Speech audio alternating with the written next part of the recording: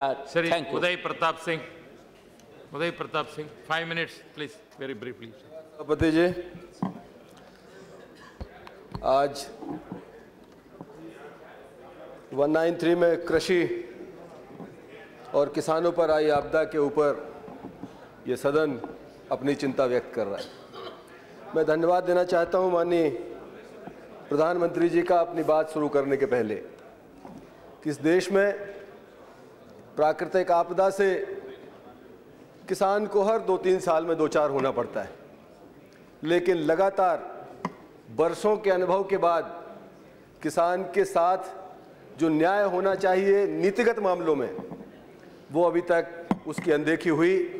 पहली बार भारत सरकार ने किसान को मुआवजा देने की रीति में और किसान को कितना मुआवजा दिया जाए इसके ऊपर चिंतन किया। मैं सरकार का, माननीय प्रधानमंत्री जी का, कृषि मंत्री जी का बहुत आभार और धन्यवाद व्यक्त करना चाहता हूँ। माननीय सभापति महोदय, प्राकृतिक आपदा को कोई रोक नहीं सकता, सरकार मदद करती है, ये सरकार की जिम्मेदारी है। मेरा अनुरोध है, लगभग सभी सदस्यों ने अपनी अपनी तरह से बात रखी, कैसे मुआवजा मिले, किस तरह से मदद हो। मैं चाहता हूँ नीतिगत फैसले होना चाहिए।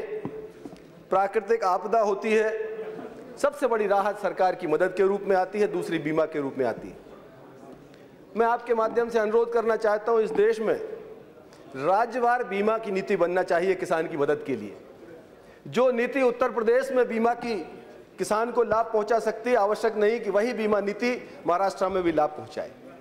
जो नीति महाराष्ट्र में कृषि बीमा की नीति है, आवश्यक नहीं है कि वो मध्य प्रदेश में भी वो कृषि बीमा नीति, उसका लाभ किसान को मिले। मेरा आपके माध्यम से अनुरोध है कि जो बीमा की नीति बने वो राज्यवार बने। मुझे खुशी है मध्य प्रदेश में हमारे मुख्यमंत्री माननीय शिवराज सिंह चौहान साहब ने प्रदेश में एक बीमा नीति, अपनी बीमा नीति बनाने का फैसला किया है। इस तरह से अगर राज्यवार बीमा की नीति बनेगी, किसान को सीधे उस राज्य में कौन सी फसल लगाता है, कौन से महीने में फसल लगती है, उस आपदा से क्या नुकसान हुआ, स्थानीय स्तर पर अगर उसका आकलन होगा तो शायद हम किसान की बेहतर मदद कर पाएंगे।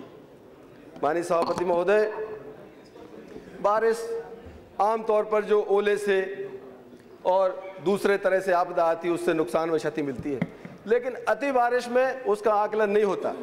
कई बार बारिश अगर 2 इंच पानी गिरा है वहाँ भी उतना नुकसान कर जाता है, कहीं 6 इंच पानी गिरने के बाद भी नुकसान नहीं होता। ये फसल के ऊपर निर्भर करता है। अगर दलहन की फसल है तो 2 इंच पानी भी नुकसान कर जाता है, लेकिन अगर फसल गेहूं की है 6 इंच पानी गिरने के बाद भी नुकसान नहीं होता। इसलिए स्थानीय परिस्थितियां आकलन का आधार बने, मेरा ये अनुरोध आपके माध्यम से है।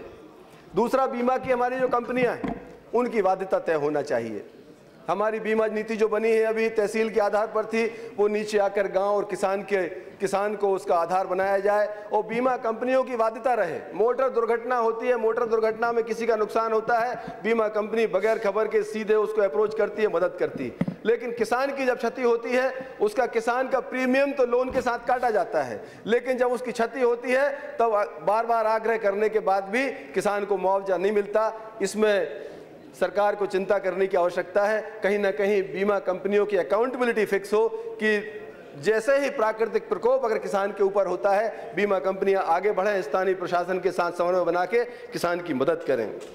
माननीय सभापति महोदय, मैं आपके माध्यम से आग्रह करना चाहता हूं, जहां पर यह प्रकोप हुआ है, जहां पर मध्य प्रदेश, उत्तर प्रदेश, हरियाणा, कई राज्य ऐसे हैं, महाराष्ट्र, तेलंगाना की हमारे मित्र ने अभी बात की, जिन राज्यों में क्षति हुई है वहां पर जो माल बचा है, कम से कम स्थानीय सरकारों को और हमारी सरकार से मैं अनुरोध करना चाहता हूं कि मिनिमम सपोर्ट प्राइस के ऊपर वो अनाज, जो बचा हुआ अनाज है, उसे सरकार खरीदने का काम करे।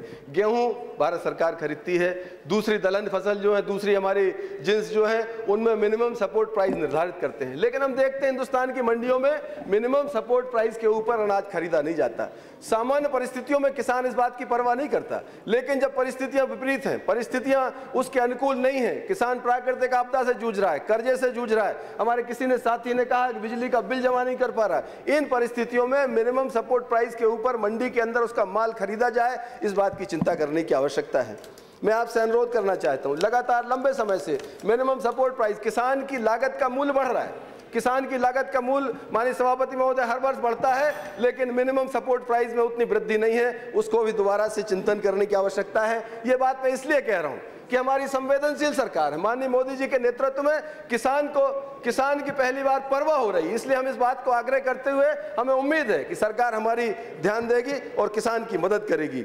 यहाँ माननीय हमारे राजनाथ जी अभी नहीं है, यहाँ पर थे गृह मंत्री जी, माननीय राधा मोहन जी कृषि मंत्री यहाँ बैठे हैं। पहली बार ऐसा हुआ है, राज्यों में नुकसान के बाद राज्य की सरकारें जाती हैं, लेकिन मैंने पहली बार ये अनुभव किया है कि देश की सरकार किसानों के बीच में जो क्षति हुई है उसमें देश की सरकार किसान के बीच में गई है, वहाँ उसका आकलन किया है, उसके दुख दर्द को देखने की सरकार ने कोशिश की है। ये किसान के लिए एक सुखद अनुभूति है। किसान को उम्मीद जगी है कि भारत की सरकार माननीय मोदी जी के नेतृत्व में, कृषि मंत्री माननीय राधा मोहन जी के अच्छी लीडरशिप में किसान को मदद करेगी, समय पर करेगी। उसमें मैं चाहूँगा कि ये सदन राजनीतिक हमारी जो मान्यताएं हैं उससे ऊपर उठकर राजनीति ना करते हुए देश के किसानों की सही समय मदद हो। जहां जो सरकार है वो सरकार ईमानदारी से किसानों के बीच में जाकर मदद करे, ये हमारी प्राथमिकता होना चाहिए। आपने मुझे समय दिया, आपका मैं बहुत आभारी हूँ। बहुत बहुत धन्यवाद। श्री राहुल गांधी।